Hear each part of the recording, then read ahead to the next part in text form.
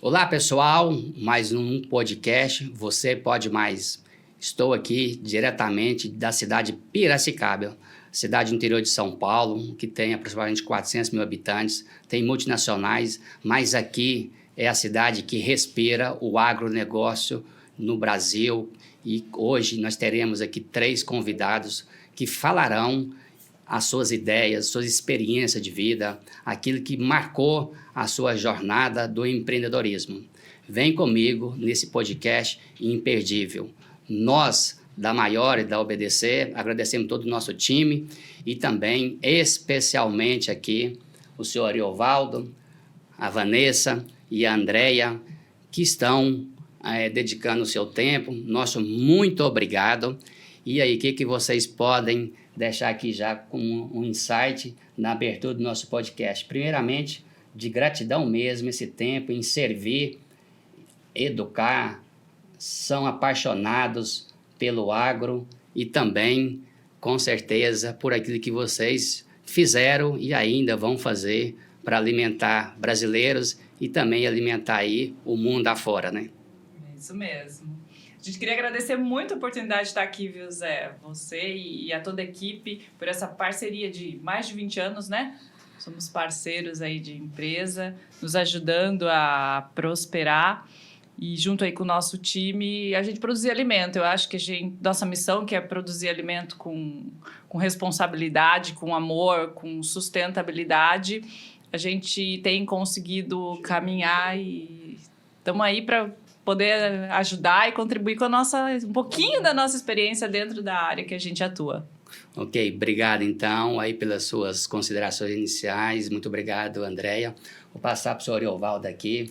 Senhor Ariovaldo, o que o senhor pode falar aí da abertura do negócio, né? O que foi os insights iniciais aí desse grande empreendimento? Bem, em primeiro lugar, eu gostaria de agradecer a você, Zé, por tudo isso que você fez para a nossa empresa desde 2003 até hoje, nós sempre juntos. E agradecemos toda a ajuda mesmo que você nos deu e os ensinamentos, e é isso aí. Agradecer também a Vanessa, né, formada aqui na Exalc, uma das universidades mais famosas no Brasil. Conta um pouquinho aí do início da sua trajetória. Primeiro eu quero agradecer você pelo convite. Eu estou lisonjeada, é a nossa primeira experiência e eu falei para o meu pai e para minha irmã, acho que vai ser muito divertido nós 3 nesse contexto, gravando um podcast com o Zé Wilson, que a gente tem 21 anos de convivência, né, Zé? Bom, eu estudei na Exalc, nós somos família de Piracicaba, nascida e criada em Piracicaba, menina de apartamento, e quando meu pai comprou a fazenda, eu acho que juntou um pouco a fome com a vontade de comer, porque a minha mãe fala que desde pequenininha que eu vou na Exalc, eu falava que eu queria cuidar daqueles boi. Quando eu crescer, eu vou cuidar desses bois. E no fim, nesse meio tempo, meu pai comprou a fazenda em 1988, eu tinha 13 anos, e eu acho que sem perceber foi uma influência para a escolha da minha profissão, né? Vendo meu pai indo para a fazenda, a gente indo para a fazenda era só de pecuária. Então, no fim, acho que foi isso que acabou que influenciou na minha escolha profissional. E sou uma exalquiana de alma e coração. Então, nós vamos juntos inspirar e impulsionar pessoas e negócios nesse podcast. Nosso muito obrigado. Posso chamar o senhor de seu Vadinho, né? Deve. Então, seu Vadinho, a gente lembra na década de 80, inflação, o senhor trabalhava no banco, e aí depois as economias, o senhor investiu em imóveis, e aí de repente, como que foi o insight para o senhor sair de Piracicaba para ir lá para Itaberá para comprar uma fazenda e iniciou-se lá primeiramente com gado de corte? Como que foi esse lado empreendedor do senhor? Bem, até chegar lá demorou bastante, porque eu saí do banco para ser instrutor de autoescola. Fui instrutor por 1 ano e meio, Aí comprei autoescola. E comprei autoescola e deixei de ser instrutor para ser diretor de autoescola. Aí eu tinha os carros e os instrutores e fazia parte de despacho também, despachante. Em 1970, final do ano, eu ouvi dizer que o Detran ia obrigar as pessoas que iam tirar carta profissional a fazer o tal de um exame psicotécnico que eu nunca tinha ouvido falar na minha vida. Falei, opa, se vai obrigar em Piracicaba também, vou atrás disso. E saí correndo para montar um exame psicotécnico em Piracicaba. Na época tinha psicotécnico em Campinas e Ribeirão Preto. E tinha em Sorocaba. Tinha 3 cidades no estado de São Paulo com serviço psicotécnico. Eu consegui montar o exame psicotécnico em Piracicaba. 2 anos depois, eu convidei 2 médicos e montei um serviço médico para motorista. E nessa altura, eu já montei um serviço que fazia carteira de saúde, porque à época havia uma obrigatoriedade de renovação de carteira de saúde todos os anos. A partir daí, eu acabei comprando um caminhão, instalando um exame, uma máquina de raio-x, um aparelho de raio-x dentro desse caminhão e fazia as abriografias, que era a base da carteira de saúde, na indústria, no comércio e nas usinas. Bem, num certo momento, eu resolvi, em paralelo, fazer mais alguma coisa. Eu fui comprar e vender caminhões. E depois de 3 anos, eu deixei o psicotécnico e continuei a comprar e vender caminhões. O negócio deu muito certo, eu ia comprar muito caminhão no Nordeste, eu comprava caminhão no Rio Grande do Sul, comprava caminhão no Brasil inteiro. E vendia para a região de Piracicaba, mais ou menos focado em caminhão, tração nas 4 rodas traseiras, porque o foco meu era que Piracicaba era cana. Bem, aí o negócio estava dando certo demais e eu resolvi construir um prédio. 1 ano e meio eu construí um prédio com 23 apartamentos. Veio para alugar. Então aí veio o congelamento, os apartamentos todos alugados e 2 anos depois a inflação era muito forte, corroía a economia. Isso foi tipo em 86. Isso foi em 86, 75, 86 e 87. O valor dos aluguéis ficaram irrisórios e eu pedi para que eles reajustassem pelo menos um pouco esse valor. Eles disseram que era só a lei, que não iam reajustar. Então, eu disse que eu iria vender os apartamentos. E vendi realmente. 3 meses depois, eu tinha vendido 11. E eu comecei a ficar com dinheiro meio grande na conta. Eu falei, meu Deus do céu, o que eu vou fazer? O que eu faço com esse dinheiro? Eu vou por eliminação. Indústria, vou montar minha indústria? Não quero. Vou comprar um terreno no centro da cidade? Não, já está valorizado. Só sobrou a fazenda. E saí atrás de uma fazenda. Nunca tinha entrado dentro de uma fazenda, não sabia o que era uma fazenda. Mas era a opção que eu tinha. Cheguei em Itaberá, comprei a Lagoa Bonita, era uma fazenda de gado. A fazenda criava boi.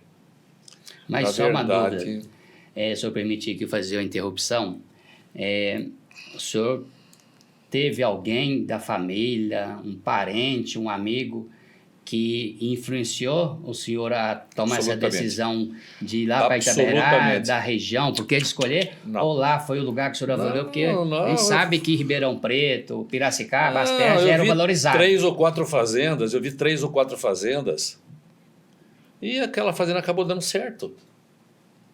Né? Não teve assim alguém que falasse vá lá, ou vai para cá, vai para lá. Eu comecei a procurar. Não sabia nem onde Corretores. era, né, pai? Eu não sabia onde era Itabirá. Quando o cara falou, tem uma fazenda em Itabirá, eu falei, onde que é? Minas? Não, Itabirá. Eu estava em Taquarituba. Eu estava comprando uma fazenda em Taquarituba, mas não deu certo. Falei, não, então para aí, eu tenho uma fazenda em Itaberá. Falei, Itaberá. Onde que é isso? É aqui pertinho. Fui lá e vi a fazenda. A fazenda custava 110 mil. Eu não sei qual era o dinheiro, se era cruzeiro, se era cruzado, o que era. Eu falei, peraí, é muito dinheiro para mim, não tenho esse dinheiro. Não, mas a fazenda está muito barato. Então vamos fazer o seguinte, eu vou pegar o dinheiro da empresa, um pouco de dinheiro dos caminhões e vou vender rapidinho os apartamentos, porque eu vou vender barato, estou vendendo barato, está vendendo muito bem. E comprei.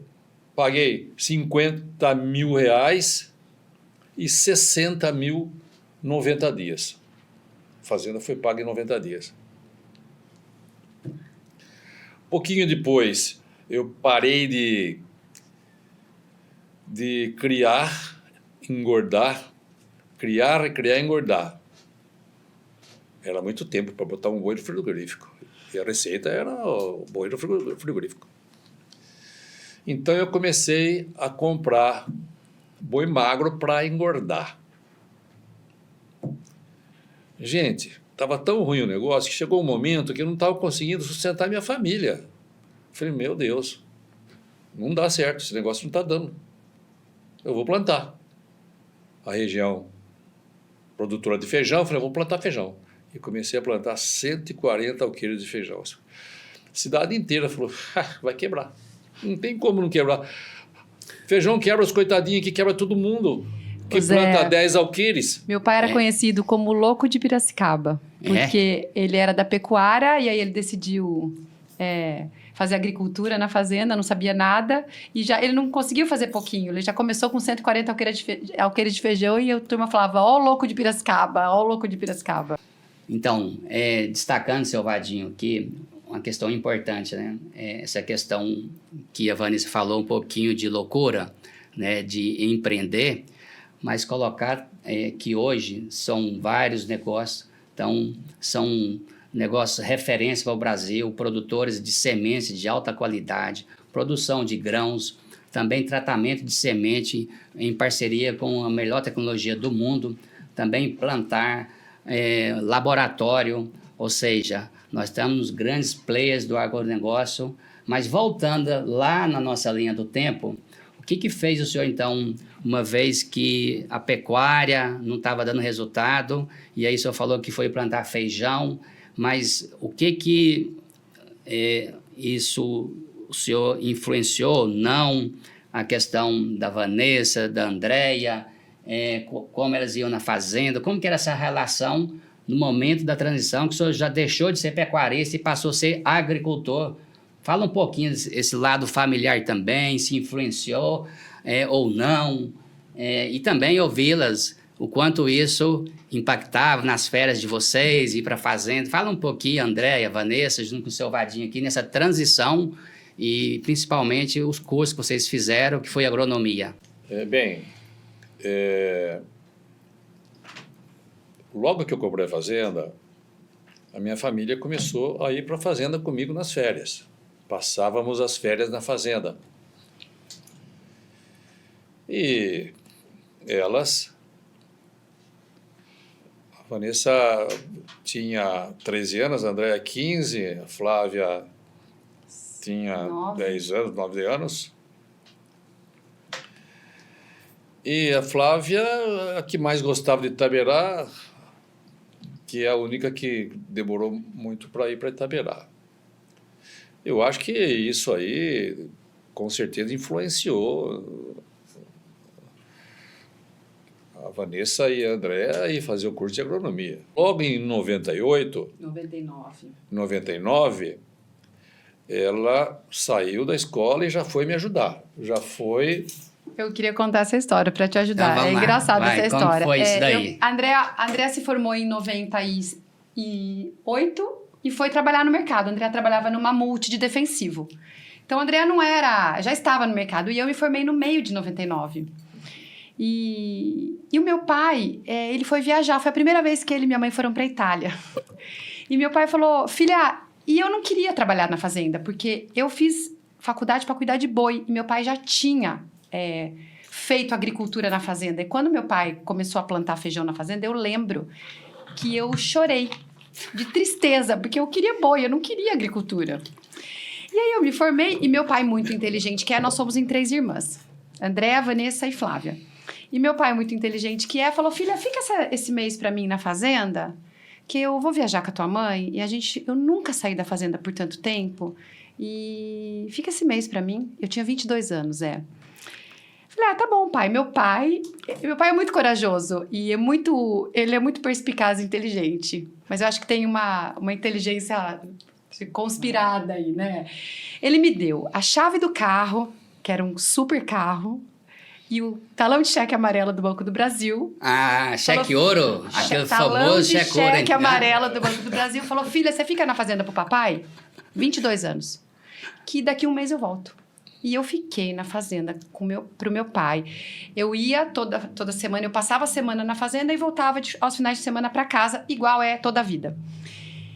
E eu, Zé, apesar de eu não saber nada, meu pai deu o que ele chama de mais valioso para mim, que era a confiança dele, entendeu? Então, eu rodava com o alemão, que é o nosso gerente até hoje de produção, que faz 30 anos que trabalha com a gente, e com o agrônomo da época, toda semana, e eu fazia absolutamente tudo que era preciso. Só que eu era uma menina de 22 anos, eu não sabia nada, mas eu estava lá. Então, e isso marcou muito, porque meu pai me deu a confiança. E aí, isso foi em 99, em 2001, meu pai já começou a vislumbrar mercado de sementes. Um dia, ele falou para mim, eu vou falar com a sua irmã, e aí agora você conta a sua parte.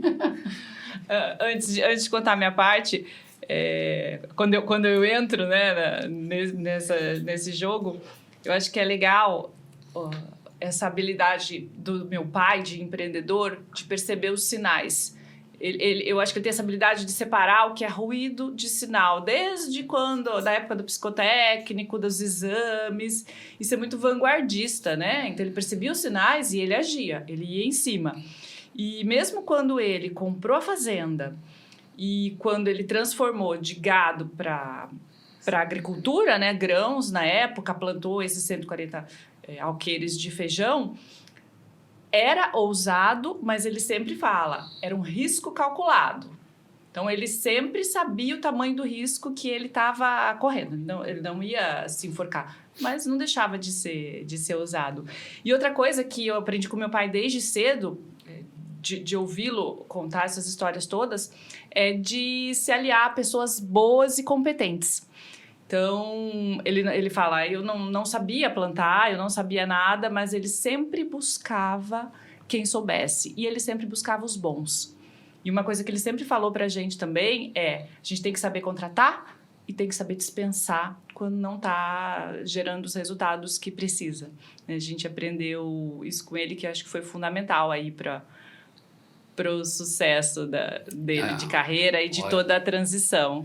Então, olha só que lado empreendedor, mas os insights, as ideias que a gente pode, nesses primeiros momentos aqui do podcast, né? As empresas podem mais, mas também esse aspecto que vocês estão destacando, né? A questão da juventude, pegando esse lado empreendedor, esse aspecto também de trabalho, né? De trabalho duro, você falou, ali... persistência, dedicação. Eu queria, então, trazer um pouco desse lado dos valores, né?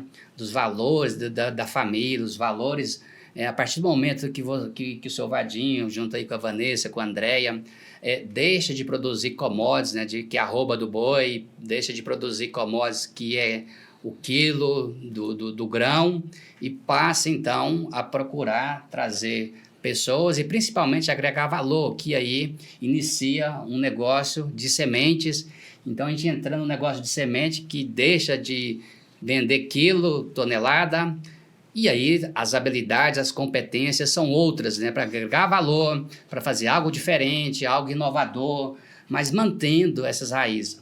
E aí, seu Vadinho, ela já falou que tem aí um prata da casa, que é o alemão, 30 anos. Quem são outras pessoas que vieram para o time lá 20, 25 anos atrás, se eu puder destacar, e vocês também, né, falasse um pouco do time desses profissionais? Quer falar, né? Começa dos mais velhos aí. Então, quem está com a gente até hoje, o alemão chegou no momento que eu comecei a plantar, o alemão chegou. Eu fui buscar o alemão e o Zé Coco e o Coquinho. O Zé Coco é pai do Coquinho, né? Então, e até hoje o Zé Coco está com a gente. Ele só está afastado porque está doente. Mas até hoje ele está com a gente. E o Coquinho também. Os dois estão com a gente. Nós éramos só em 6 pessoas no início. Eu ia viajar, eu trazia presente para todo mundo. Hoje nós somos 237, fica um pouco mais difícil. não vai dar para trazer. Mas a semente começou assim. Deixa eu contar como começou a semente. Eu tinha dificuldade para comprar a semente. E eu comecei a salvar a semente. E nós tivemos um problema na cooperativa, que ela misturou as variedades e nós tivemos um problema na hora da planta. A cooperativa misturou. Falei, eu vou fazer esse negócio aí, eu não vou depender de ninguém, não. Liguei para a Andréia, que estava trabalhando numa multinacional. Falei, Andréia, nós vamos fazer semente, eu preciso de você. Já faz 2 anos ou mais que você está trabalhando na multinacional. Tudo que você podia aprender, você já aprendeu. Agora vem para cá, vem trabalhar no que é seu e vem usar o que você sabe. A Andréia, na mesma semana, no final de semana, eu cheguei em casa e já estava lá, vai para pedir demissão da empresa. Falei, muito bem. E saímos em busca de fazer uma sementeira. Me permite aqui, eu vou fazer um corte aqui, porque o senhor acabou de mostrar, assim, às vezes o problema, a maioria das pessoas iriam reclamar lá do problema da semente, que misturou tal, né? Então, ali, o senhor enxergou no problema uma oportunidade de negócio, né? Então, esse lado você acabou de falar do seu pai, ou seja, o problema transformou numa oportunidade de negócio. A maioria das pessoas, talvez, iria exatamente nesse momento brigar pelos seus direitos, tal, e aí chamou, então, você para vir no trabalho, que você já tinha uma certa experiência aí de semente ou não, tinha experiência. Não. Conta um pouquinho dessa chegada sua, então, que a Vanessa já contou, né? Aí a história ali, tal, do cheque ouro. Agora, e você? Como que você tomou essa decisão de sair de uma multinacional e falar assim, eu vou arriscar, mas um risco calculado, conforme você já mencionou, né? Desde que eu estava na faculdade, eu ajudava meu pai nas férias e eu sempre fui muito desse lado mais para a gestão, do administrativo, da organização. E só nas férias mesmo, né? Ficha de campo, organizava para ele tentar ter um custo por hectare e tal. Mas eu nunca quis trabalhar com meu pai, porque eu tinha muito medo de chegar lá e ser valorizada e vista como a filhinha do papai, né? Então, eu não queria isso para mim. Eu quis entrar no mercado. Quando ele falou, vamos montar uma sementeira, era uma oportunidade de eu ajudar a gerar um projeto, né? Fazer um projeto acontecer. Então, eu abracei. Tava meu pai lá, tava minha irmã lá e a gente começou essa grande aventura, eu acho que é uma empresa familiar desde que começou a Lagoa Bonita Sementes, ela já começou com a nossa missão, que até hoje é o que está escrito na parede, e não é só na parede, fica a flor da pele de todo mundo, que é de servir. Servir o nosso cliente, porque começou por uma demanda de sementes de qualidade e adaptadas. A gente só recebia o que vinha de cultivares do Rio Grande do Sul, enfim. Não tinha... elas não foram feitas para a nossa região. Então, era servir. Eu acho que isso, quando você fala em valores, vai estar sempre lá. Nosso DNA, não interessa o serviço que a gente está fazendo ou o produto que a gente está vendendo, o nosso DNA de servir com qualidade, de servir com confiança, de estar orientado para o cliente, sempre vai existir. E aí eu falo para o pessoal, amanhã a gente pode estar fazendo qualquer tipo de coisa, mas esse é o nosso norte. Então, esse DNA quer servir, né? E também você falou de inovação, tecnologia. Eu me lembro quando eu cheguei na Lagoa, no final de 2003, nós estávamos passando por uma mudança representativa na questão tributária. E aí eu vou falar aqui bem rapidamente, né, que nós tivemos uma aprovação do PIS e COFINS, não somente para o agronegócio, mas para todas as empresas que eram de 3,65 para 9,25. E ali, nesse momento, nós fizemos um diagnóstico junto com vocês para mapear questão de oportunidades tributárias, e alguns estados tinham oportunidades e outros não, né, bem rapidamente. Mas, por exemplo, eu me lembro que Goiás, Mato Grosso, Bahia, o produtor de semente ele fazia todos os elos. Às vezes ele tinha fazenda, tinha um campo de semente, ele tinha o BS, fazia tudo. Só que, às vezes, estados que as terras eram mais valorizadas, tipo Paraná, São Paulo, o produtor de semente, às vezes, ele não queria investir o recurso, porque teria que ter muito dinheiro para comprar fazenda e ele fazia todo esse elo.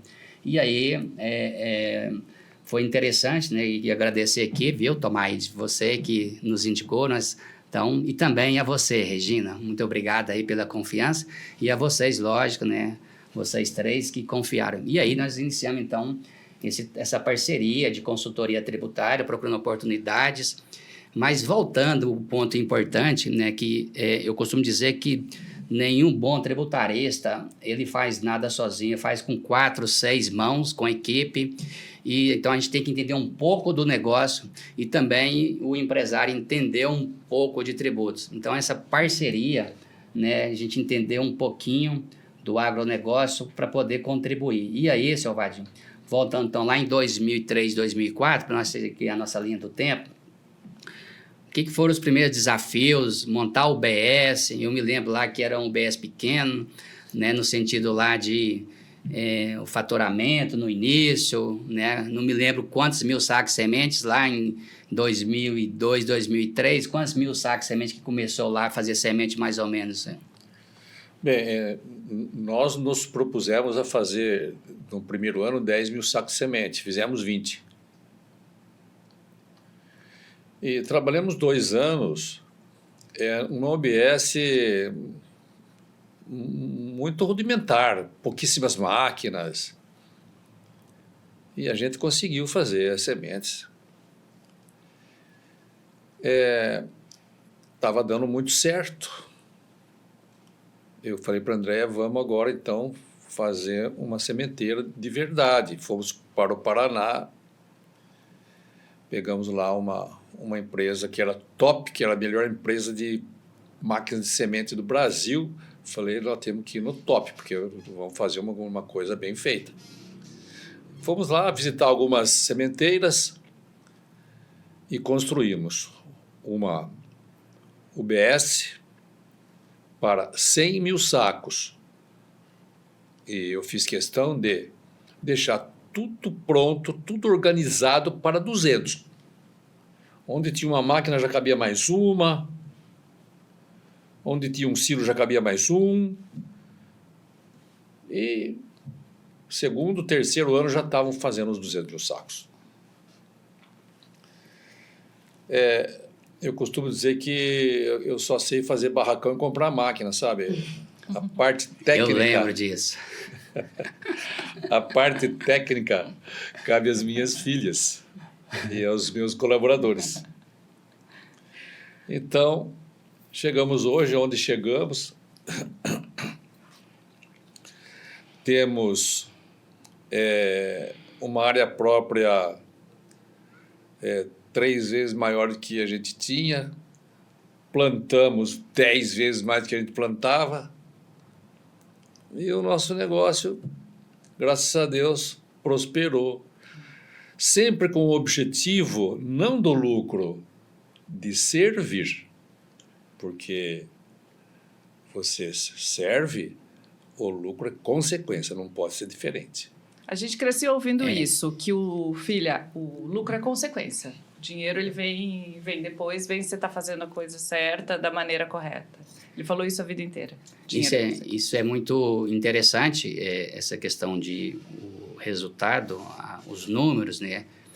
Para você fazer investimento, e eu lembro algumas reuniões com a Tomaides, e às vezes essa questão de investir em maquinário, de qualidade, e questão de time e equipe, né? Mas aí o senhor já chegou aqui, nós estamos falando hoje, são vários negócios, mas nós falamos, a gente vai voltar lá na linha do tempo, mas só para a gente ter uma noção hoje, quantos mil sacas 2023, 2024 o Grupo Lagoa Bonita tem feito? E atende quantos clientes, quantos estados hoje que o grupo atende? Hoje a Lagoa Bonita sementes, né, de sementes em área própria e área de cooperante, a gente vende em torno de 400 a 500 mil sacas de 50 quilos, de 40 quilos, perdão, por ano. Entre soja, trigo, um pouquinho de feijão e um pouco de sorgo. Cevada também. E cevada um pouco também. E São Paulo, né, a maioria fica aqui no estado de São Paulo, mas a Lagoa atende também Minas Gerais, Paraná, um pouquinho de Santa Catarina e Mato Grosso do Sul. Yes. E é isso que vocês falaram, né? A questão de adaptação da semente específica.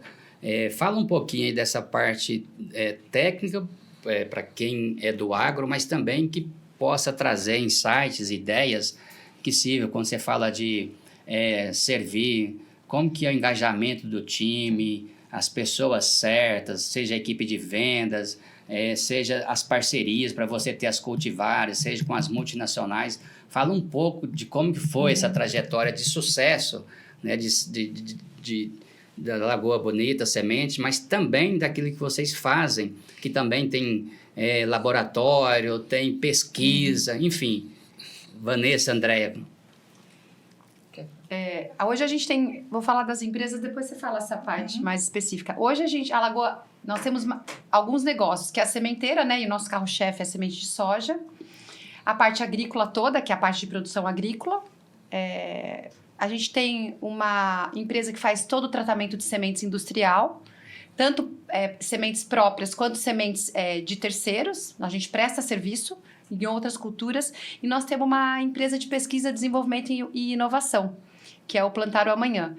Então, ao longo do tempo, tudo começou com a sementeira, né? Com essa necessidade do meu pai de melhorar, de prosperar. Eu acho que é muito legal, antes de falar isso, Zé, que eu acho que pontuar para nós, enquanto filhas, assim, do meu pai, o que fica muito claro, falando um pouco de família, de empresa familiar e de sucessão, primeiro que meu pai é uma pessoa que tem objetivos muito claros na vida dele. E ele sabe o que ele quer, ele tem o foco e ele é muito disciplinado. Isso é uma coisa que pontua, eu acho, a trajetória do meu pai. Desde quando ele pediu dinheiro emprestado para os meus avós para comprar um carro da autoescola, que ele tinha 22 anos de idade, entendeu? Todas as histórias que ele conta, você percebe o quanto que tem foco e disciplina. Trabalho duro. 20 anos. 20 anos. Desculpa, 20 anos. Sempre trabalhando muito e trabalho duro, mas e outra coisa que meu pai tem que é muito interessante pontuar é coragem. Ele teve a coragem de vender o psicotécnico, ele teve a coragem de vender o estacionamento, ele teve a coragem de transformar a fazenda de pecuária para agricultura.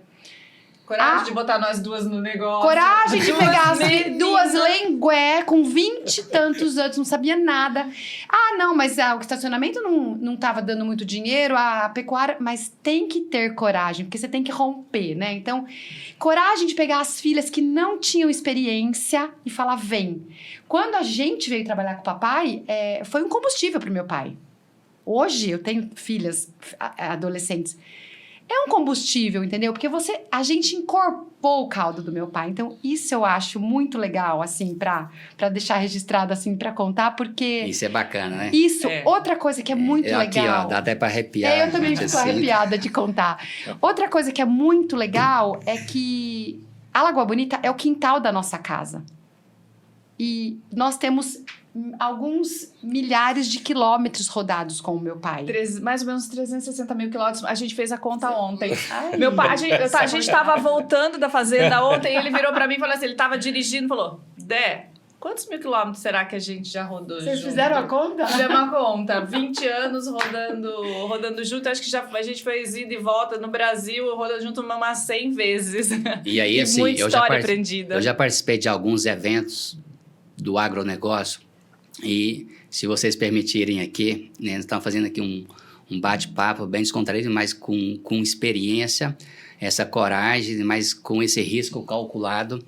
E muitos eventos, lá atrás, no início, eu via muitos eventos de outros produtores de semente falar assim, tem umas meninas sementeiras lá de São Paulo que estão fazendo um trabalho caprichoso, está fazendo um trabalho para muitos marmanjos aí do agronegócio. Então, eu ouvi isso muito lá no início, as meninas fazendo um trabalho caprichoso, um trabalho com qualidade. Então, esse capricho, esse servir, eu ouvi isso lá em 2005, 2006. E você já deve ter ouvido também de outras pessoas, as meninas lá de Piracicaba.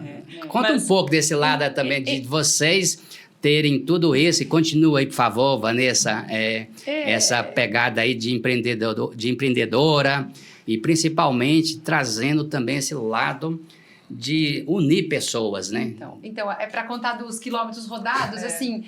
Então, a Lagoa Bonita, ela é a extensão do nosso jeito, né? Porque a gente, Piracicaba, Itaberá, Itaberá, Piracicaba, e nós fizemos isso por muitos anos, os três juntos, e mesmo hoje, ele nunca tá sozinho, ele tá com alguém, a gente sempre tá meio junto, 2, 3, enfim. E a gente conversa, e a gente resolve, e a gente pontua, e a gente reclama, e a gente discute, mas a gente nunca atrapalhou os almoços de domingo. Isso é a coisa mais valiosa que a gente tem na nossa família e na nossa empresa. Aconteça o que acontecer lá na fazenda, na nossa empresa, os nossos almoços de domingo, eles continuam intactos, impecáveis. Isso é uma habilidade, né? Que meu pai ensinou pra gente. Tem duas coisas que os nossos pais nos ensinaram, quase impuseram, né? Essa questão da harmonia, do amor mesmo, da harmonia entre a gente e do valor do trabalho. E o trabalho não precisa ser trabalhar no negócio, né? Que a gente limita muito. Mas é a importância do trabalho e a harmonia familiar. Então, a gente faz de tudo, mesmo quando está em época de perrengue, e empresa familiar tem perrengue, a gente não pode falar que não tem, mas mesmo nessas situações, a gente lembra desses valores que eles passaram para a gente, é isso que a gente busca transmitir aí para a nossa família, e é isso que, se a gente puder falar, uma das coisas que eu acho fundamentais para as empresas familiares é que esse tom, né, das coisas, do que é importante, seja uma prioridade dentro dos mais velhos para transmitir isso para toda a família. Então, isso é importante. A gente fala a questão de falar eu me lembro quando a gente coloca negócios, e aí como vocês passaram a ter mais de um negócio, então você tem um negócio que é semente, você tem um negócio que é produzir grãos, e aí vem essa questão da família, governança, porque um dos desafios das empresas, quando chega a 10, 20 anos, exatamente essa questão de governança. E aí, no agronegócio, a gente percebe essa questão de hold, qual a unidade de negócio que está tendo rentabilidade, aonde que eu posso melhorar a eficiência. E, às vezes, principalmente no produtor rural, né, que hoje nós prestamos serviço, que misturar o dinheiro, por exemplo, da vida dele pessoal, principalmente do produtor rural, porque geralmente ele roda no CPF, então muitas das vezes ele mistura o dinheiro dele pessoal, ele vai no supermercado, ou ele compra o carro, e aí o carro é meu pessoal, é meu tal, e aí vem a governança, né, essa questão de criar hold, onde eu tenho um potinho que me dá reserva. Eu queria também que vocês falassem um pouco essa questão da governança, tudo isso vocês já destacaram, que é importante, né, do laço familiar, mas também, por outro lado, levar o aspecto profissional e tratar negócios que está dando resultado e, ao mesmo tempo, um conceito que eu admiro de você, dentro da Lagoa, essa questão do conceito também de reserva, né? Porque, geralmente, qualquer segmento, você tem os anos de abundâncias e os anos de escassez. Fala um pouco de gestão financeira, governança, e aquilo que a gente contribuiu e pode contribuir para quem está nos assistindo, seja do agro ou de qualquer segmento, porque esse princípio de misturar dinheiro da empresa com dinheiro da vida pessoal, isso é muito importante. E quero destacar aqui também, às vezes, a pessoa ela faz algo que o vizinho está fazendo. Por exemplo, se trocou de carro, isso, o brasileiro, ele é péssimo para fazer a gestão financeira, porque às vezes o trocou, ele quer trocar de carro, mas às vezes ele não olha. E isso eu admiro, e nós fazemos isso muito bem junto com vocês, dentro do grupo, em todos os negócios. Como que foi essa transição de vocês, governança, sucessão? Vamos lá. Desde sempre, né, toda essa história que a gente está ouvindo, a gente percebe o meu pai trazendo gente que sabe fazer, né? Aproximando profissionais da área, tendo gente boa. E eu acho que não foi diferente. Quando o negócio começou a crescer um pouco, veio a Tomaides, veio, né, a obedecer, né, a Maiore na época, e começamos a entender o negócio e a entender o que precisava ser feito. E aí eu acho que é uma outra característica do meu pai, que a gente puxou um pouco meu pai, é ter muita humildade para ouvir os especialistas, porque às vezes a gente contrata um especialista, ele vem, ele fala alguma coisa, mas normalmente a gente ou não quer executar ou não dá conta de executar, então a gente é bem Caxias em tentar executar as coisas que a gente entende que vai dar certo, que são importantes, né? E a governança não foi diferente, desde ter um primeiro orçamento ali há 20 anos atrás, até essa disciplina de respeitar as recomendações. Nós temos recomendação tributária, um planejamento financeiro, as questões técnicas. Então, eu acho que isso é importante, a humildade e estar ao lado de pessoas boas, engajadas. A gente tem profissionais altamente técnicos, seres humanos maravilhosos no nosso time, e é só por conta desse time também que está junto com a gente que a gente consegue prosperar. Eu diria que parte da nossa prosperidade, do nosso sucesso, são esses nossos parceiros, como a Maiore, como a Trust, como a empresa que dá assistência técnica para a gente. Porque são pessoas que vêm de fora com uma bagagem técnica enorme, que conhecem outros clientes. Imagina quantos clientes a Maiore tem com o perfil do nosso. Então, você já vê lá na frente. Nós estamos aqui trabalhando no dia a dia, você não enxerga um monte de coisa. Então, quando a gente tem essa atitude de chamar o de fora, você vai chamar o de fora sempre com uma referência de mercado. Você nunca vai chamar o de fora sem referência. A partir do momento que você chama um de fora com referência no mercado, que você percebe, além da referência, você percebe que ele é alinhado com você, em termos de valor, aí a mágica acontece, né? Nós somos disciplinados e obedientes, eu acho, né? Então, assim, Zé, eu sempre falo, eu falo para a Andréa, o nosso crescimento pessoal, profissional, mas pessoal, com as nossas consultorias, ele foi muito mais acelerado, porque você chega um consultor aqui que solicita uma coisa de você e que fala para você, olha, você precisa desenvolver tal habilidade, você precisa aprender tal coisa. Então, tudo isso vai somando. Eu acho que não tem como hoje as empresas prosperarem sem esses parceiros externos. Eu não vejo outro caminho. Na prática, né, pensando em John Davis, né, do governança, a gente tem família, patrimônio e negócios. né? E olhar para cada um desses círculos, aonde tem sinergia e aonde tem que lidar de maneira diferente, é fundamental. Acho que todas essas consultorias e todos esses anos de desenvolvimento nos ajudou a entender, e esse é nosso desafio, ajudar a próxima geração a entender que nós temos o negócio, nós temos a família e nós temos o patrimônio. E tem que haver harmonia aí e tem que haver uma certa organização nos três para que aqueles indivíduos da família possam ser indivíduos plenos, né? Trabalhando ou não no negócio, porque a gente vê muitas vezes as pessoas que não trabalham no negócio se sentem mal ou querem trabalhar e não dá. Enfim, e para proteger a família do negócio e o negócio da família. Então, a governança, para mim, se é uma coisa que... Você fala, André, que é um passo que você acha que todos os negócios, independente da natureza do negócio ou do tamanho do negócio, pequenininho que seja, é começar a olhar a governança. Que nada mais é do que alinhar a expectativa, ter alguns combinados, mudar quando precisa aí os combinados.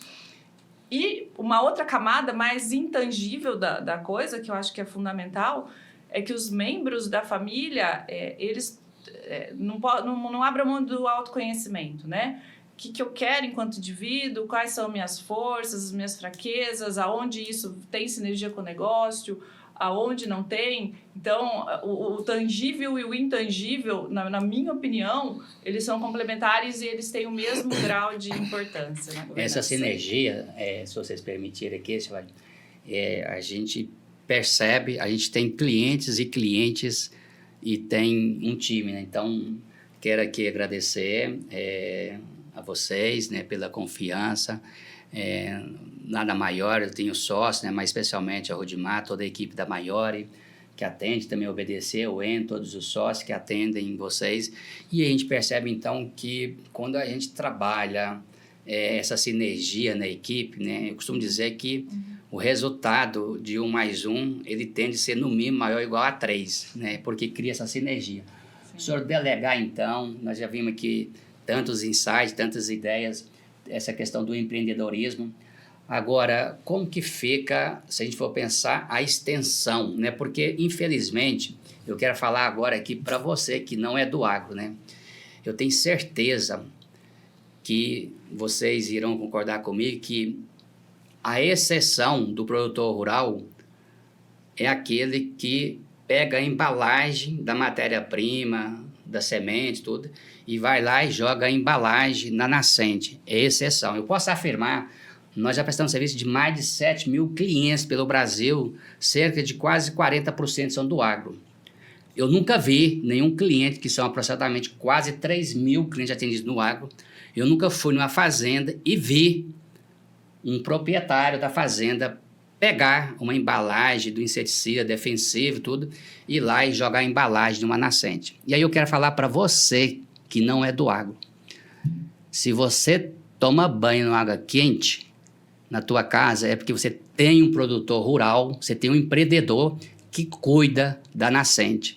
E se você vê o rio da cidade poluída, não é o produtor que está jogando, por exemplo, essa embalagem ali.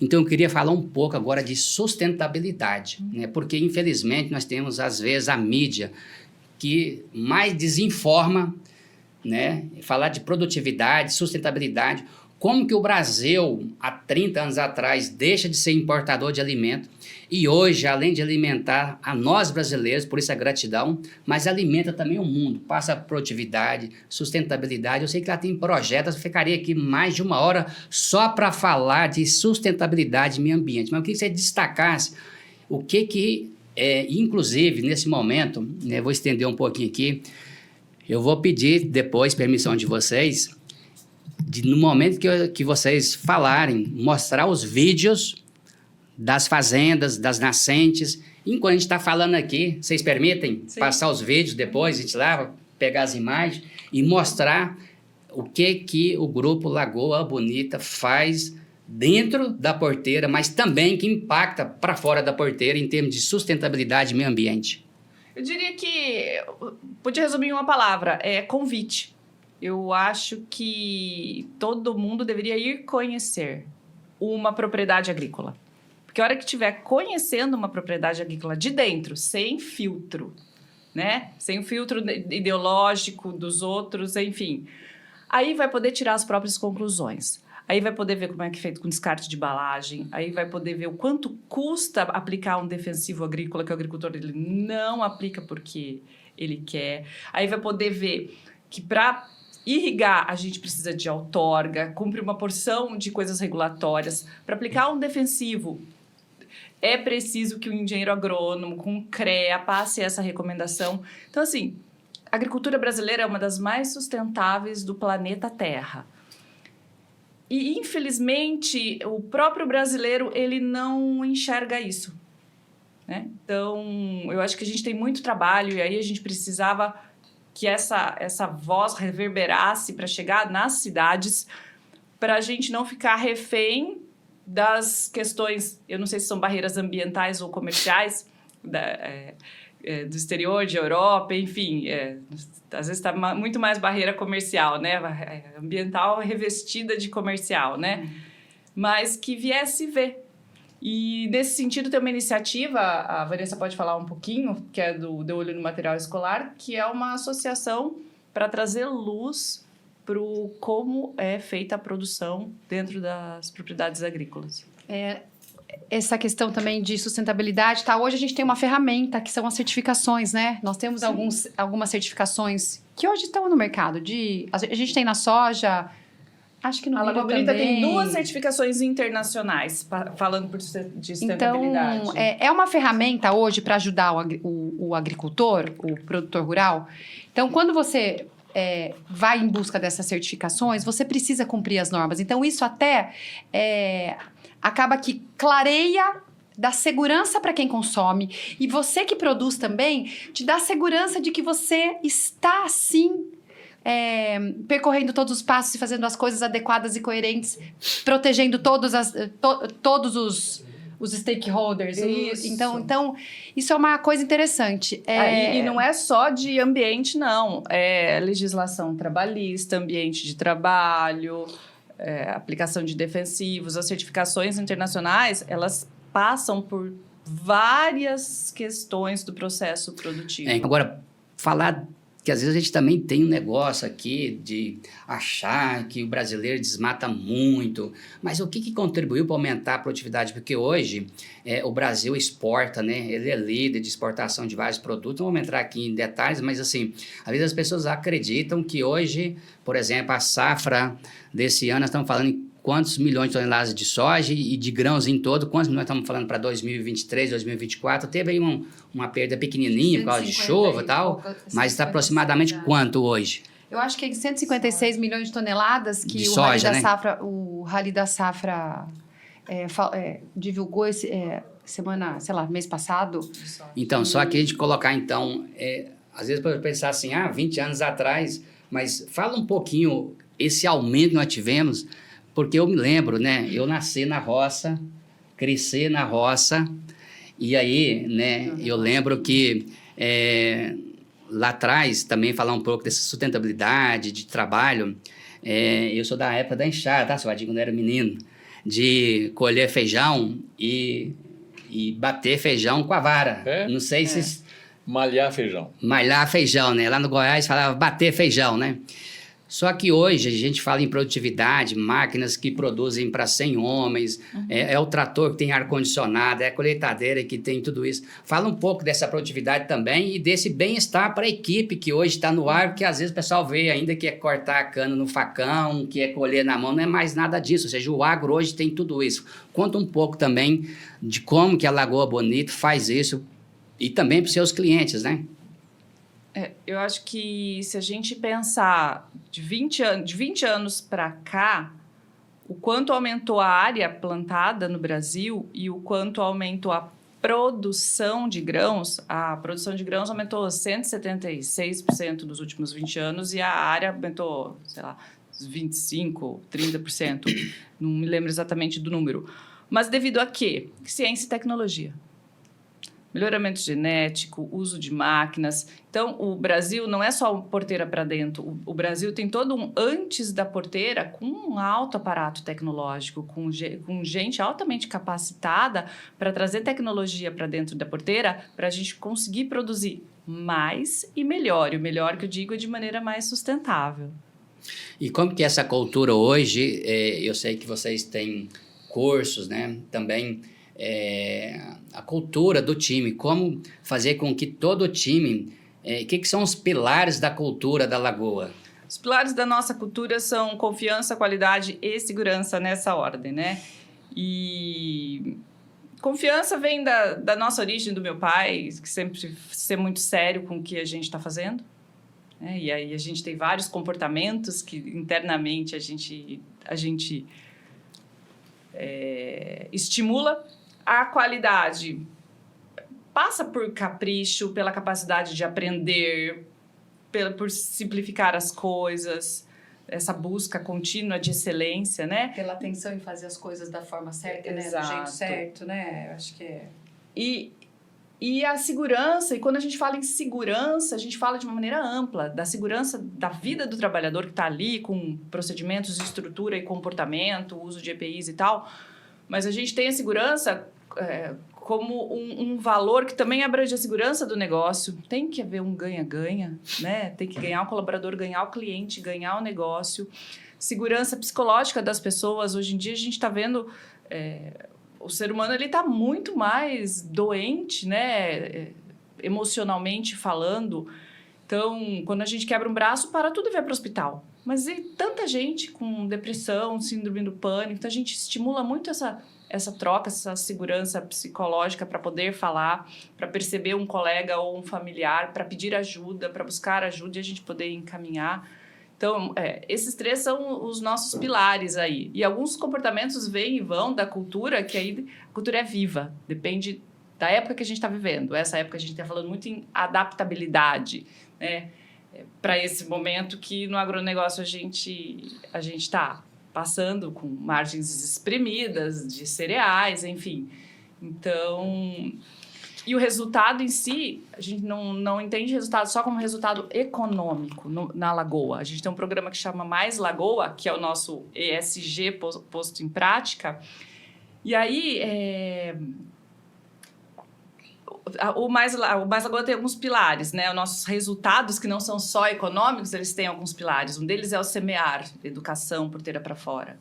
Outro deles é o educar, que é a educação porteira para dentro, hard skills, soft skills.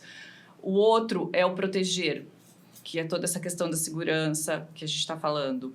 O outro é o preservar. A gente tem hoje 100%, em 2024 nós vamos estar com 100% de autonomia em energia elétrica, com energia solar. Também aqui, fotovoltaica, né, o que vocês estão falando, tudo que vocês estão falando, nós vamos poder disponibilizar vídeos para, tipo assim, mostrar que é algo que pode ser copiado pelas pessoas que moram na cidade, né? Ou seja, o agro ser referência para os urbanos, vamos dizer assim, né? Acho que uma ferramenta legal para essa questão de quem não é do agro, né, e assiste o podcast, que a Andrea comentou, o De Olho no Material é uma associação que surgiu na pandemia de mães que estavam vendo as crianças aprenderem no online. Não sei se você já ouviu falar da associação. Sim. Então, a mãe via o que a criança estava aprendendo na escola, porque estava online, e via o tanto de inverdade que consta nas apostilas dos meninos. E isso não importa se o menino está na escola pública ou particular, se ele está numa melhor escola de São Paulo ou numa escola menos melhor ou até não muito boa em qualquer lugar do Brasil. Então, o De Olho hoje, ele tem como missão trazer luz, trazer a verdade.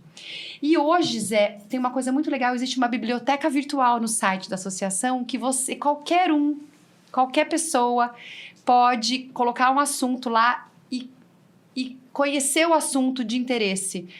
Com uma linguagem leve, que é para aluno, com uma linguagem lúdica e para uma linguagem de quem não é do agronegócio. Então, essa é uma ferramenta legal e trazendo assim, acho que a gente tem que parar um pouco de criticar e pensar mais e tentar entender um pouco mais as coisas antes de ficar dando opinião de papagaio de pirata, né? Que tá na moda, né? Todo mundo dá opinião no assunto que não conhece. Então... E aí, me permite eu falar que tem os influenciadores claramente, das né? redes sociais.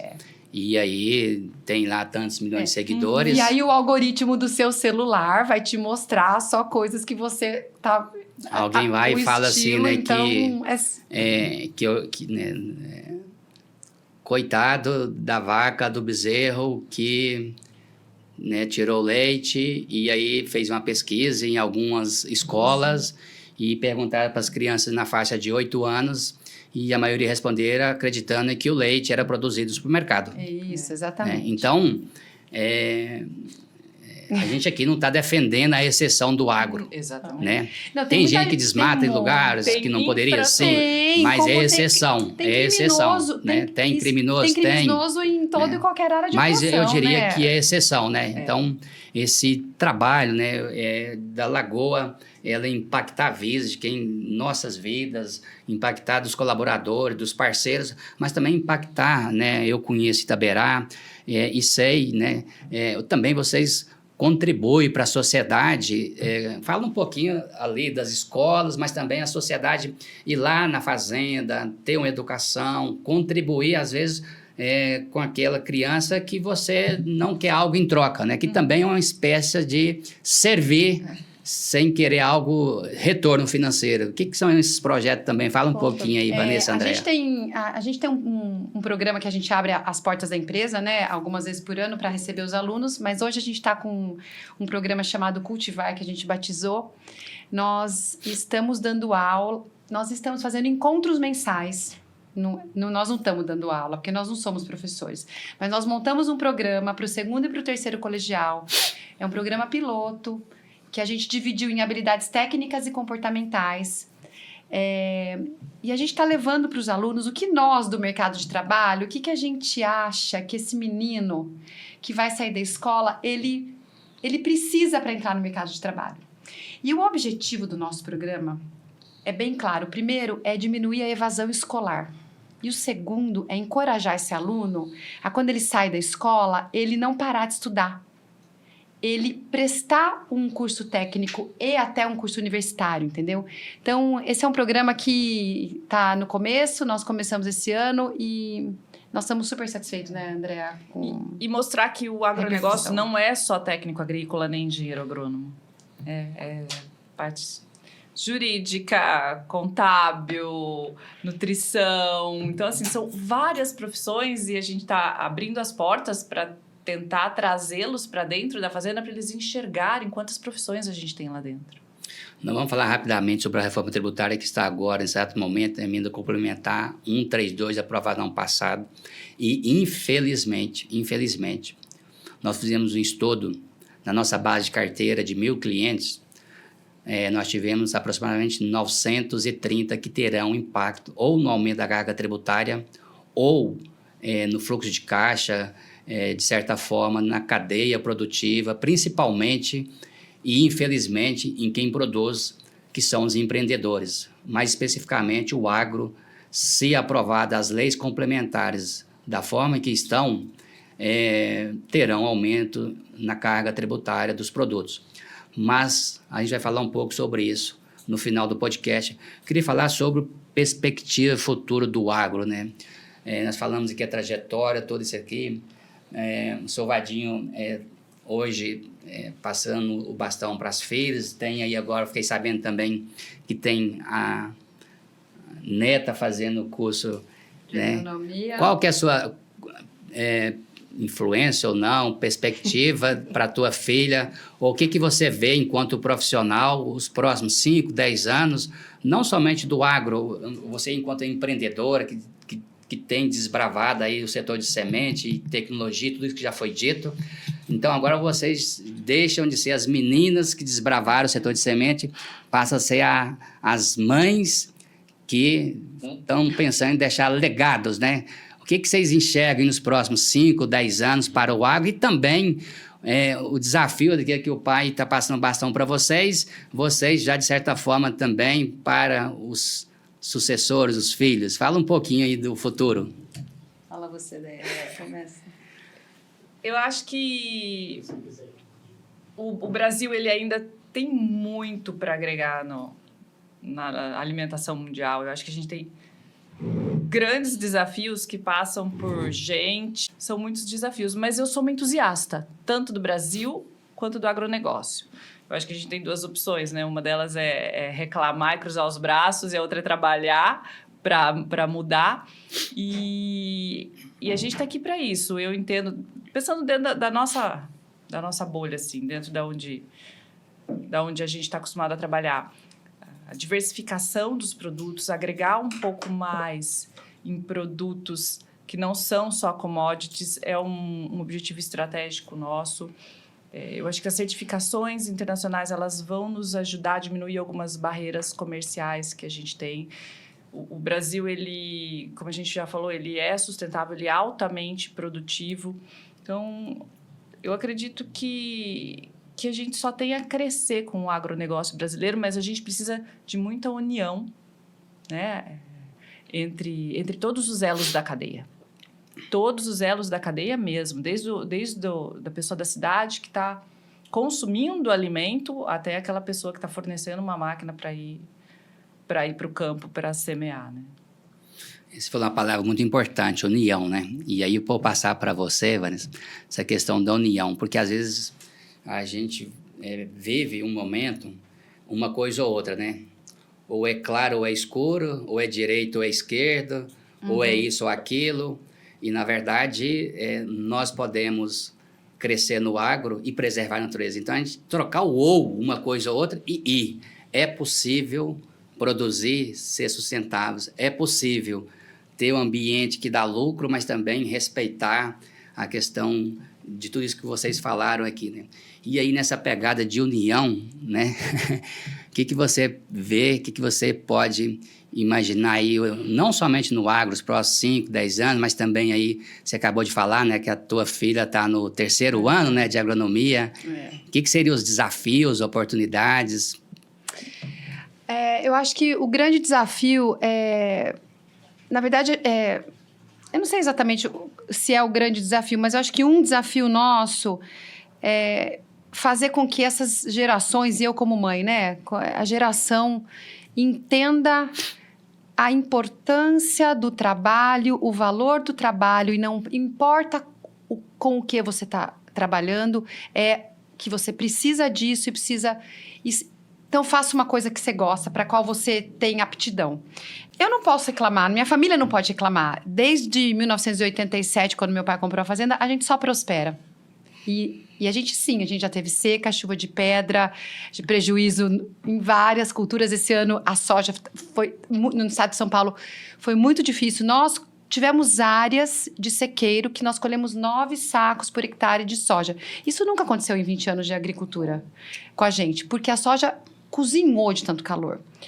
Então, mas nós não vamos parar de empreender, nós não vamos parar de ser agricultores, porque essa é a nossa vocação, essa é a vida da gente. Estrategicamente, nós, claro, obviamente que a gente está buscando o que nós podemos fazer, né, para sair desse risco. E para os próximos, né? A minha de 20, nós temos um sobrinho de 25 e tem as outras menores. Minha filha, você precisa entender, minhas filhas, né, do que vocês... o que vocês querem, o que vai fazer vocês ficarem felizes, porque... Vocês vão ter a nossa empresa familiar, se Deus quiser, para serem sócias, porque a gente espera que a nossa empresa dure por muitas e muitas décadas. Vocês vão cuidar dela de alguma forma, não necessariamente estando lá. Então, essa é a nossa busca para os nossos meninos, né? O valor do trabalho, a coerência, a cultura, Zé. Eu acho que o maior desafio nosso cultural é passar para frente, né? Nós temos 230 e poucos colaboradores, enfim. Mas o meu pai está na fazenda toda semana. E o meu pai hoje, ele não está mais na operação, mas Ele é o grande guardião da cultura. E isso representa muito. E as meninas com o avô, e as meninas vendo a tia, e as meninas vendo a mãe, entendeu? E o sobrinho vendo todo mundo. Agora a nossa terceira irmã tá vindo com a gente, que é a única que não é agrônoma. Ela seguiu uma outra jornada profissional, enfim, tem uma outra história e tá vindo para conhecer o negócio também. Então, eu acho que esse é um desafio que a geração das nossas filhas tem, a gente como pais desses meninos, é colocar o valor da empresa. Você pode detestar a agronomia, agro, você pode detestar tudo, mas você tem que amar. É a empresa que teu avô fundou, construiu, com a sua mãe, com o seu tio, com o seu pai e com as suas tias, e é assim que é, né? É ser um sócio responsável, É isso. né? Não precisa trabalhar, é ser um sócio responsável. E uma oportunidade que eu acho que a gente está tendo, com todas as dores e os amores que tem, é ter 3, 4 gerações trabalhando dentro do mesmo ambiente, né? A gente está com geração Baby Boomer, geração X, geração Z, né? Então, cada geração, ela traz toda uma bagagem, ela traz toda uma riqueza que ela tem e as sombras que ela tem também. Então, eu acho que essa questão da inclusão, ela é fundamental. Mas a partir do momento que a gente tem compreensão dela e maturidade para trabalhar com ela, todo mundo cresce. O negócio cresce, as empresas crescem. E eu acho que isso é uma coisa que nós nunca passamos, né? Enquanto humanidade, assim, de ter tantas gerações tão diferentes trabalhando ao mesmo tempo no mesmo lugar. E as empresas parceiras nossas de consultoria ajudam muito a gente a alinhavar tudo isso, né? Porque é um desafio, né? O vô com a neta, com o neto com a filha, com o genro. E o cunhado também, porque o marido da Vanessa, o Ricardo, ele veio conosco faz mais de 10 anos. Faz 13 anos, o Ricardo está conosco, né? Então, realmente é uma empresa familiar. 5 cruz. A gente fala que a gente vive tudo, a gente gosta de viver embolado, né? Tudo junto, vai de excursão para lá, vai de excursão para cá. Temos um ambiente muito familiar ali dentro, mas ao mesmo tempo buscamos ter uma gestão muito profissional, né? Esse crescimento em todos os sentidos, né? Crescimento de 10 mil sacas para aproximadamente 500 mil sacas. Temos também de crescer o faturamento, cresceu o valor agregado, e o valor agregado não é só de um EBITDA que saiu de commodities para produto que agrega valor, mas também, eu digo, nós estamos caminhando aqui para o final do nosso Pode Mais, nosso podcast, aqui diretamente de Piracicaba, para as palavras finais aqui, seu Vadinho. O que o senhor enxerga, né, senhor pai, avô, né, além do Brasil, né, diz que o Brasil ele tem um desafio, uma oportunidade, né, de aumentar 40% a sua produção e para alimentar esse planeta Terra, né? Além dessa missão nossa, o que o senhor pode deixar aí de palavras finais do nosso podcast? O que o senhor pensa ainda em fazer? O senhor pensa em empreender alguma coisa ainda? O senhor entregou o bastão e agora está para cuidar mais das netas? O que seria a visão do senhor ir para o Brasil, para o mundo do agronegócio? Bem, em primeiro lugar, se eu morresse hoje, eu morreria feliz. Porque tudo que essas meninas falaram sobre minha pessoa me deixa mais do que feliz. Essa é a primeira coisa que eu tenho que falar. Isso não tem dinheiro que se paga. Não, esse dinheiro não paga. Mas olha, hoje eu realmente passei o bastão, eu vou toda semana na fazenda, para olhar alguma coisa, para ver se tem alguma coisa errada que eu possa enxergar, e para não ficar em casa também, né?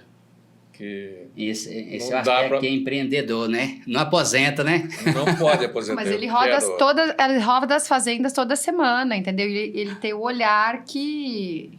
Eu não a sabedoria e experiência. Eu quero ficar em casa só quando tiver para morrer.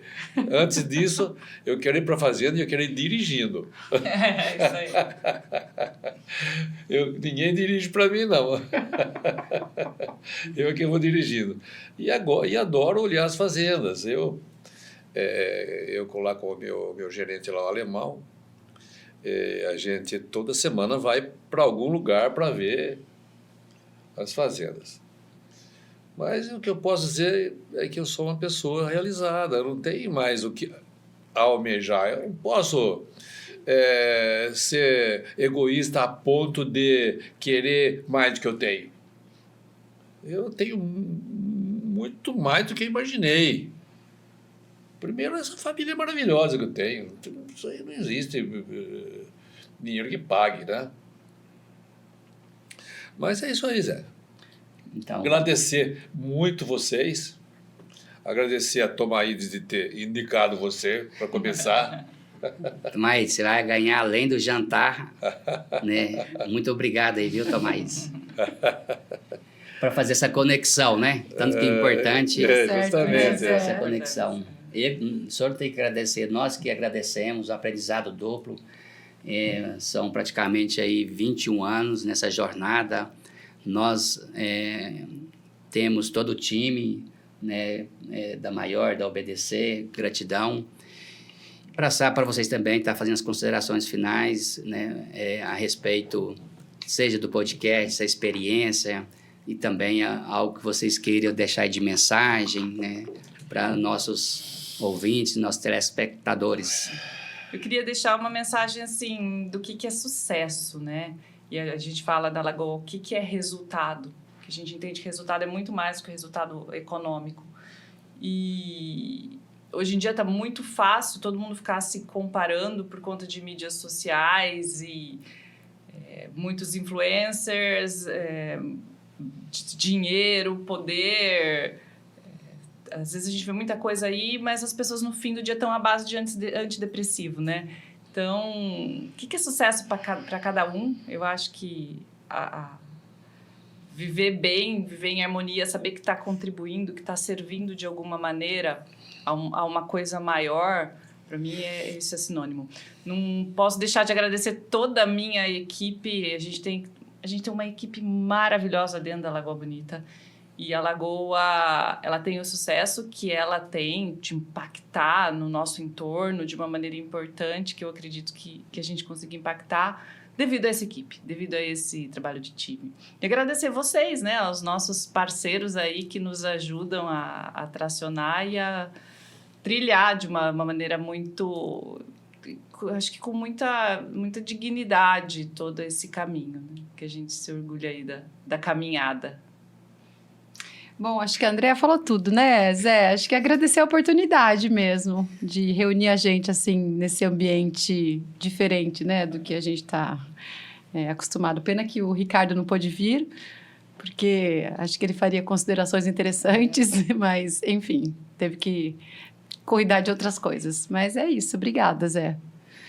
Então, quero agradecer o seu Vadinho, agradecer Vanessa, de coração, Andréia, agradecer você que nos assiste, faça seus comentários, agradecer aos sócios da OBDC, da Maior, agradecer a todos os colaboradores, que realmente esse resultado aqui de 21 anos juntos só acontece em função do time de vocês, do nosso time, porque hoje eu costumo dizer que eu estou mais como técnico do que o jogador. E, às vezes, esse papel de ser técnico, ele é tão importante e exige habilidade. Então, de coração mesmo, para mim também é desafiador essa questão de redes sociais, para mim está sendo um aprendizado e, na verdade, em alguns momentos, a gente mais aprende do que ensina. E hoje, eu posso dizer que eu mais aprendi do que ensinar alguma coisa, né? Muito obrigado, de coração mesmo.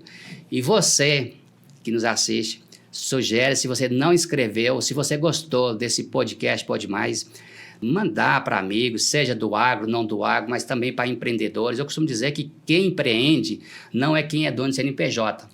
As pessoas, às vezes, podem ser CLT, e aqui, nós vimos hoje nesse podcast que nós temos muitos empreendedores no nosso time da Maior da OBDC e também temos muitos empreendedores no Grupo Lagoa Bonita Sementes. Nosso muito obrigado e até o próximo podcast. Aqui você pode mais.